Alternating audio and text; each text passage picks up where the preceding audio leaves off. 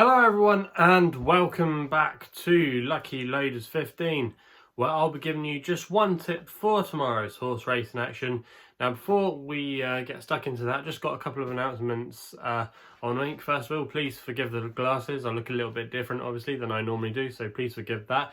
But I quickly want to say, if you haven't done so already, make sure you listen to the latest In the Saddle podcast, where I'm previewing, along with my co-host Mark Korosky and special guest Katie Clements, who you might know on Twitter as Katie Ann Grametti. She writes a blog about horse Grametti that used to be a star, or he still is a star to her obviously, but he was a star for the McNeil family a few years ago now. Won the Cesarovich handicap, I think, back in 2015. Was a real great servant for them, and she now owns him in his retirement, and we had her on the podcast, giving her insight as well. It was a great bit of fun, had a good laugh. And if you want to listen to the latest episode of In the Saddle podcast, just make sure you hit one of the links in the description box below. We've got all your podcast platforms covered, including the likes of iTunes, Spotify, Soundcloud, whatever podcast preference you like. Just hit one of those links in the description box below. Also as well, before I get into that tip for tomorrow, I quickly want to apologise for not making a video here on my YouTube channel for today's racing. That's because last night I was really busy and I just didn't get around to doing things. However, we did have a fair day yesterday. We did have a winner with my next best, Johnny Drama at Kempton. Was a nice winner in the end, and it seems like they found a bit of success with him now. That was his second win ever on the weather, and both wins now have come at Kempton. Be interesting to see if he develops to be maybe a course specialist at Kempton. Maybe they might go for a pattern race later on down the line with him. Now he likes a track, but yeah, it was a good performance there. And then our nap, which was yesterday, 2 minutes Turkish, finished in second place in the end behind a really nice horse of Dan Skelton's called Kazand. 2 minutes Turkish, I don't think he did nothing wrong, I think he ran his race, went from the front, got an easy lead, but in the end, Kazand always had him in his sights, and was travelling so smoothly. And in the end, when Harry asked him to pick up and go and win his race, he found loads of pressure, and in the end was a really easy, convincing winner. And both horses were miles clear of the rest of the field. Hard to know what they beat, but I still think they're two nice, smart horses, and I wouldn't give up on 2 minutes Turkish for later on in the season. So it wasn't a bad day on Wednesday, and it's not been a bad week so far. We had an each way nap come in at Fakenham earlier in the week at 9-1. We also as well had a winner obviously on Wednesday, and fingers crossed we can have a winner tomorrow. And like I said, it's just going to be the one tip tomorrow. I didn't fancy too much. I thought it was quite a tricky punting day. I thought the card at Ascot looked particularly tricky. Nearly was going to put up Buzz, but I just thought he probably would be a little bit too short now, so I'm going to swerve him. But if you fancy Buzz, let me know in the comments box below. It looks a good thing in a handicap, to be honest with you, off a mark of 137.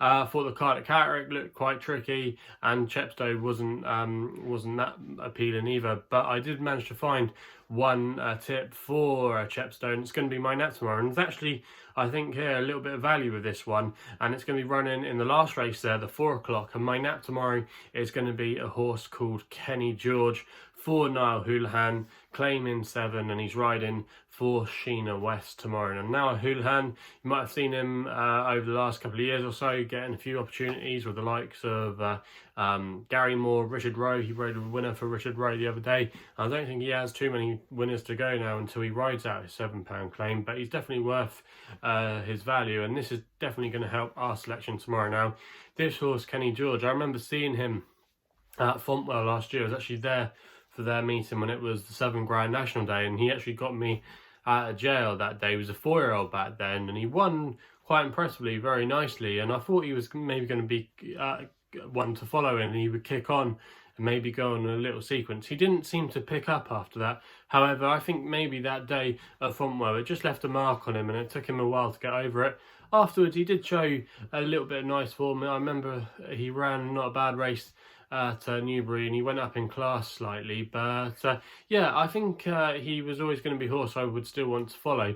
And then obviously he was put away after lockdown, and we haven't seen him again until recently when he ran on the flat, and he ran really well for a long way. I think he finished in 4th place in the end in a race at Newbury behind Main Fact for David Pipe. Now, Main Fact has put together quite a few a bit of a sequence now, put quite a few wins together on the flat this autumn. Like I said, getting quite a few wins at places like Nottingham, Newbury, and he's definitely been a really progressive horse. I think he's won his last 8 starts, and he's going to be going for the Stayers Handicap Hurdle at Haydock this weekend, and he's really boosted that form from Newbury. And that race at Newbury is actually not bad that Kenny George ran in. He ran well for a long way that day, and he probably needed the run.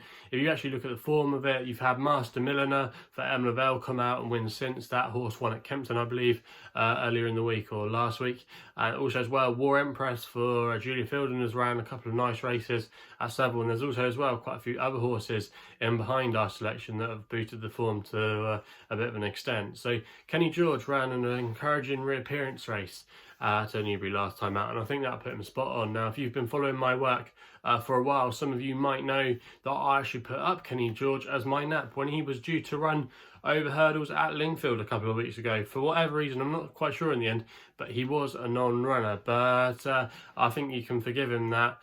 He was actually really well fancied in the markets. He was actually favourite for the race. So I think he was definitely meant to run there, but for whatever reason, he became a non-runner. And Kenny George, like I said, he's going to be running in this race at Chepstow tomorrow, and he's currently available at 10 to 1, and I do think that is a fairly big price, and I could easily see him being half that tomorrow.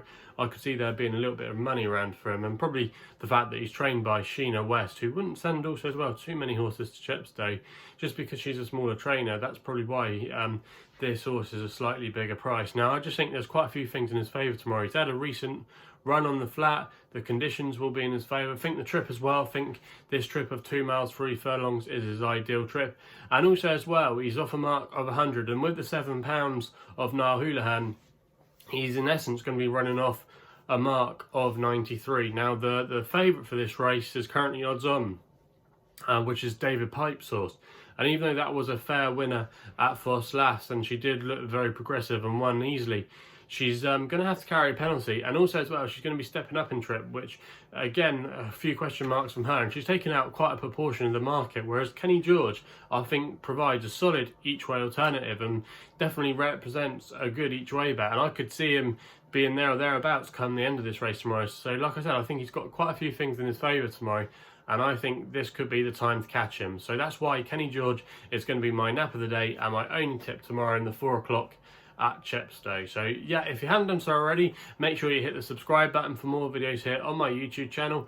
Also as well, if you're enjoying them as well, please remember to give us a thumbs up. I appreciate all the support you give me. And also as well, if you want to follow me on Twitter, you can do, where my handle is at LuckyLoader15. And if you want to find out a little bit more about myself, my website is www.chrisloaderracing.co.uk. So please gamble responsibly. Hopefully we can have a win in that tomorrow, and we'll be seeing you soon.